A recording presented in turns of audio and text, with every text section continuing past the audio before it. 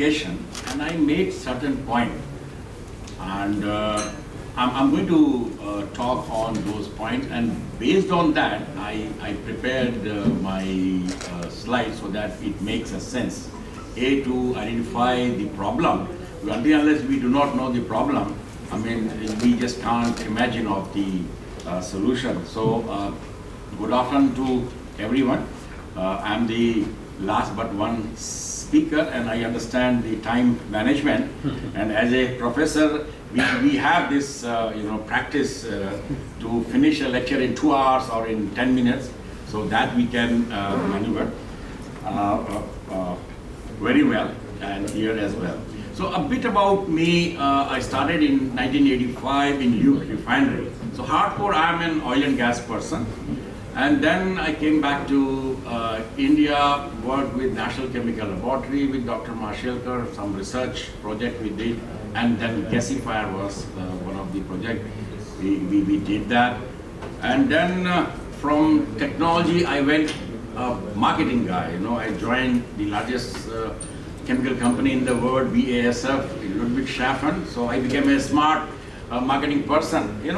Speaker before me, they just told me the problem. That's actually, as a technical guy, I used to see a problem. But when I shifted to the market, I have to show green passion. Because until unless you don't have that commitment within you, you cannot convince, to have it. So, coal gasification, yesterday Mr. Devashish Nanda mentioned that, coal is not an enemy. Certainly coal is not an enemy. It is the gas which we emit, that is carbon dioxide, is also not an enemy if we know how to handle it. We have been talking of clean technology, carbon sequestration. Since my experience with oil and gas, we have dealt with this carbon dioxide and also SMR reaction, steam methane, so that you could create gray hydrogen. So that's why hydrogen has many colors, and everyone is talking about the blue hydrogen. But I think blue hydrogen is the top of the staircase, and we are in the first. So certainly a technology transfer and adaptation of that technology is very, very important. So we will take time, and I agree with the previous speaker. How come we have given 2070 to make it net zero? But I'm sure, as I said, my marketing inside me said yes, we will make it. But the technical person inside me always puts a question, and putting a question is very, very good, because then only you try to find an answer. So some of the thing I will just try to mention in my presentation. Is it? Yeah. So this is how I, thanks to speakers before me, they have covered most of the, this scenario, technology, some of the data. And therefore, in my presentation, I will not put any of the data. I will talk more about the last but one line, operational related issue in gasifier.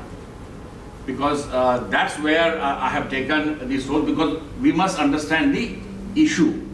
And also, I'm going to talk about how to handle the CO2. We said to either sequestration or convert the CO2 in fuel. I'm talking why not the other way around.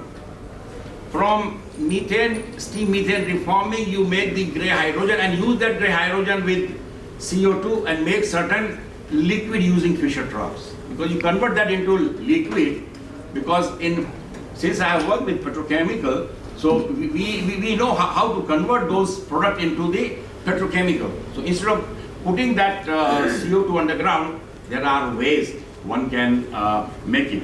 So to begin, I'll just quickly go. These are the global scenario where it has been used.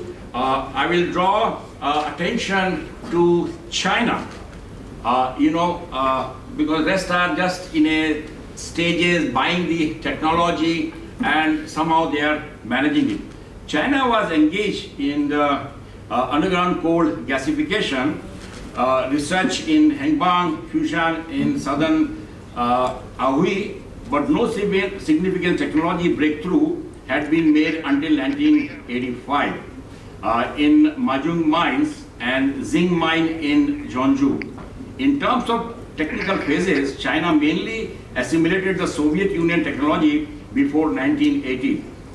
It began to introduce the US technology in 1990, and in the 21st century, it gradually developed theories and technologies represented by long passage, large cross-section, two-stage positive and negative direction, which is abbreviated as LLTS and UCGP, and reserve combustion gasification based on the assimilation of Western and Soviet Union technology, and this is what they call their innovation.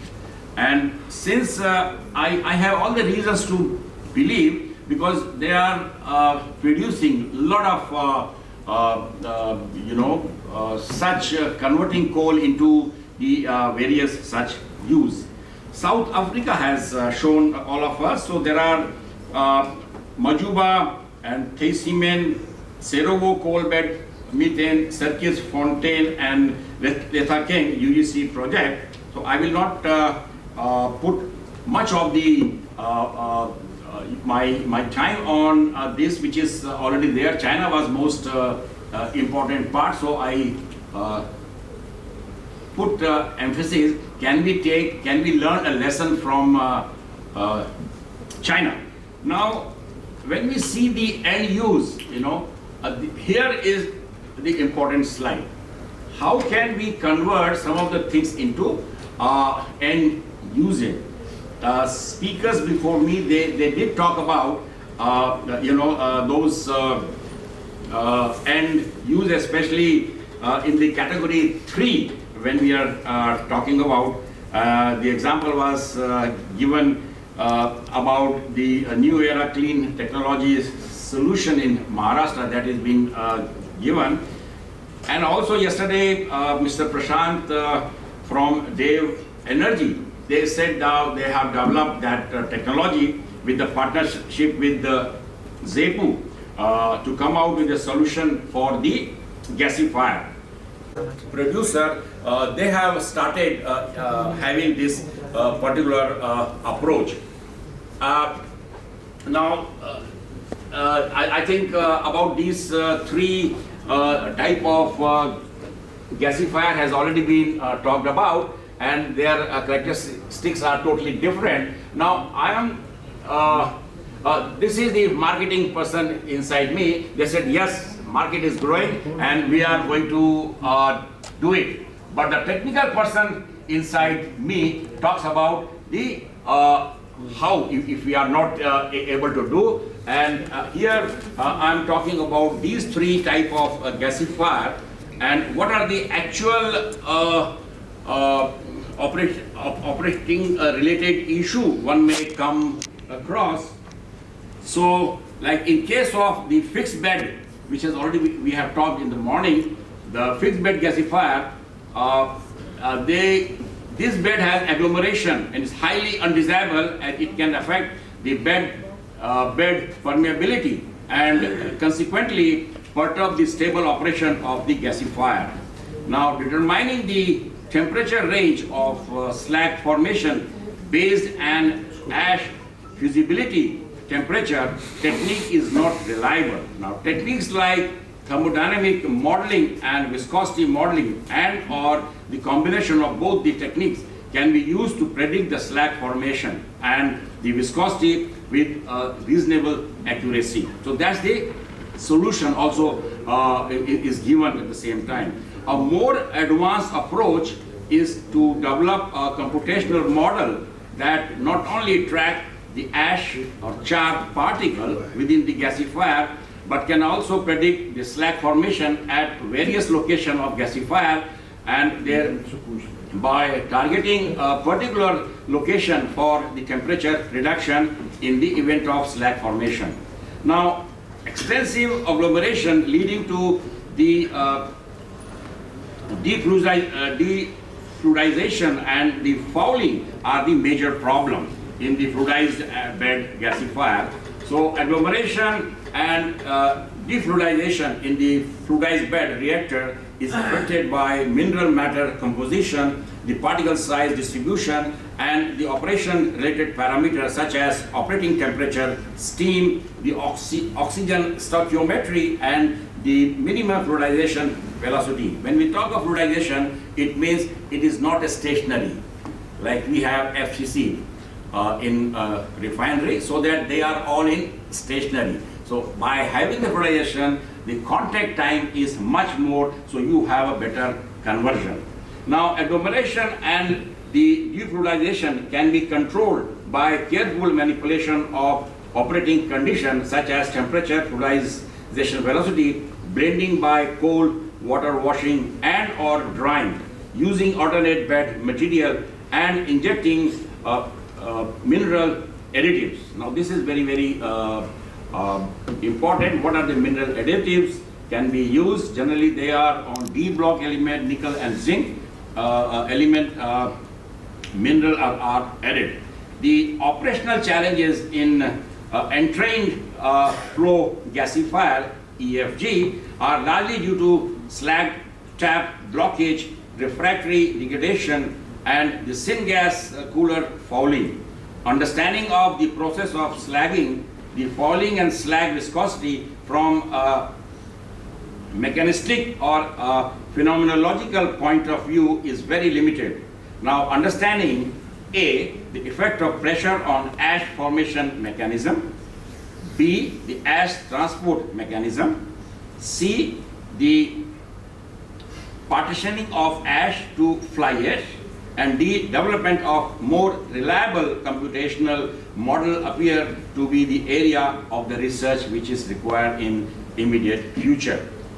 Now, another area of research is needed in the development of refractory that remains stable under gasifier condition for a long period of over 36 months.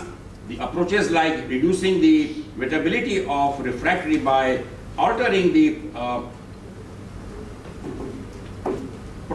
properties of the refractory or slag by reduction of porosity are also worth investigation. So these are four different areas I try to cover. These are the issues, and there are research work going on in this year, and one of the report suggested, which I read this morning only, in 2 years they will come out with the solution to it. So that is what yesterday the learning for me was, that not much research is actually going on, and we must find a solution to it.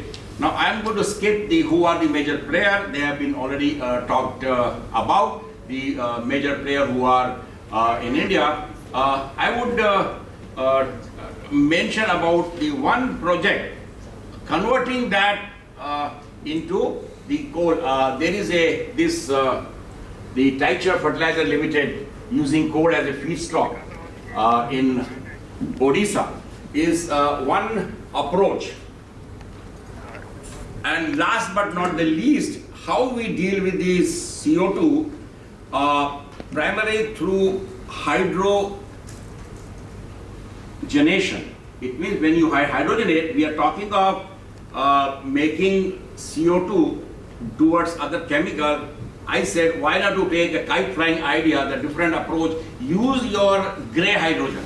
It means from your methane you are making steam methane reforming, use that hydrogen and knock the CO2 and make other product and convert that into the liquid product, which my colleague have already mentioned. What are the product we can make. So I just made this very short presentation and very specific to problem and what is the solution we can make it. Thank you very much.